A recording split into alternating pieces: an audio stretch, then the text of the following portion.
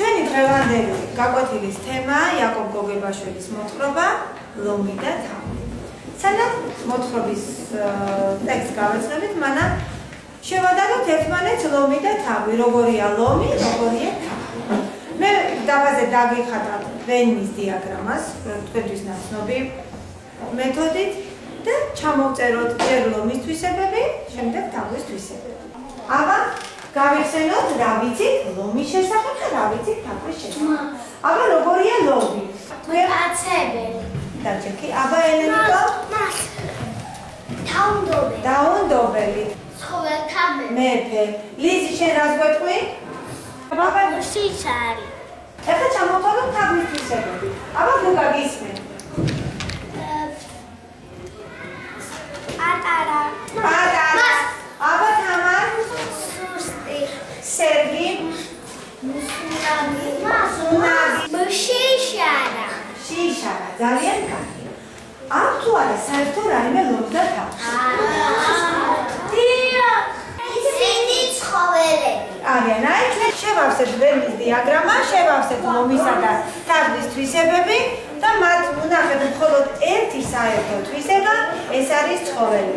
შეიძლება თუ არა ლომის და თავის მეგობრობა? არა. ახლა გავეცნოთ ტექსტს და ვნახოთ შეიძლება თუ არა რა მოხდა უпростоრად მოთხრობაში. ჩავხედოთ წიგნებში? თამარ დაიწყე. ლომი და თავი. ლომს ტყეში ეძინა. თავმა ზედ გადაუდინა. ლომმა გამოიღვიძა და დაიჭირა. თავმა უთხრა: "გამიშვი და გაჭირვებაში დაგეხმარებიო." ნადირთა მეფეს გულიანად გაეცინა და გაუშვა. გავიდა ხანი. ლომი მონადირეების დაგებულ ხაფამში გაება და საშინელი ღრიალი მოთო. კარგი, გმადლობ თამარ, აბა დავით გააგრძელე. თავის შემოესმა ლომის ხმა. მოცუნცურა. გახრღნა ხაფანგის თოგი და გაათავისუფლა ლომი. ლომმა მადლობა გადაუხადა. თავს ჩაეცინა და უთხრა: "ხომ ხედავ, დიდ და ძლიერ რომსაც შეიძლება დასჭირდეს პატარა თავის დახმარება." ბავშვებო, შევავსოთ ცხრილი და რამ საერთო ქონიათ, რამ გააერთიანა უпростоრად ლომი და თავი. ხო?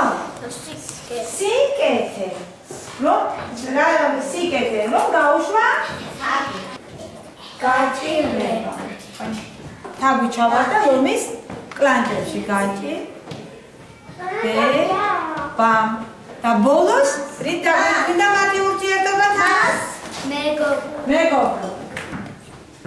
ესე იგი, გაკვეთილიდან გამოვიტანეთ დასკვნა, რომ ლომსაც და თავსაც შეუძლიათ მეგობრობა. აბა რომელი ანდაზები გაგვახსენა აი ამ მოთხრობამ? მარითენი ფაზეტად გაიარეთ დამხება. აბა ვიდე. ძმისთვისაო, შავი დღისთვისაო.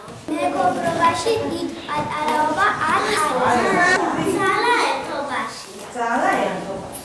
დიდი მადლობა ბავშვებო და ნატო მასწავლებლის დახმარებით ეს ჩვენი ნაზრები ყველაფერი გადავიტანოთ. კარგი, და უნდა გავაკეთოთ ესა პლაკატი. და გავაკეთოთ პლაკატი ამ ნაზრების მიხედვით. კარგი, ესე იგი ჩვენ დასკვნა გამოვიტანეთ, რომ უნდა გავუწოდოთ ერთმანეთს მეგობრობის ხელი. ეს იქნება ერთმანეთისთვის საშიში ცხოველები, მაინც აკავშირებს და აერთიანებს ამას მეგობრობა. ხო, და ეს ჩვენ როგორ გამოვხატოთ? ანუ ეხა გავაკეთოთ და პლაკატი და მოდით ეხა ჩვენ შევიღოთ ხელები. ლიზა, შენ ვისაც გარეთ გამოდიხარ, ხო? აი ნაგი ხარია.